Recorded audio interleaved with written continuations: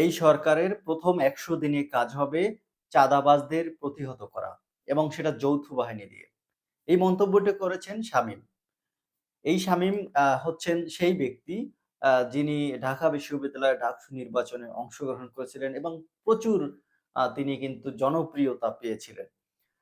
তার এক সত্যনিষ্ঠ বক্তব্য এবং তার বিভিন্ন কথা আসলেই অনেকের হৃদয় জয় করেছিলেন। সেই শামীম তিনি কিন্তু বলেছেন যে, আজকাল টিভি, পত্রিকা, অনলাইন খুললেই দেখা যায় শুধু চাঁদা, চাঁদা, চাঁদা।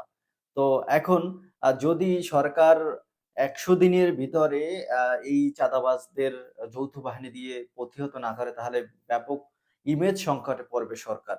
আসলেই সেই বিষয়টাই কিন্তু লক্ষণীয় যে এই বেশ কয়েকটা দিন থেকেই কিন্তু বিভিন্ন জায়গায় এই ঘটনা চাঁদাবাজি বা চাঁদা, এই ঘটনা নিয়ে প্রচুর আম খবরাখবর বেরিয়েছে এবং আ এর পরিপ্রেক্ষিতেই কিন্তু তিনি এই মন্তব্যটি করেছেন এবং সেই স্ট্যাটাসটি তিনি দিয়েছেন।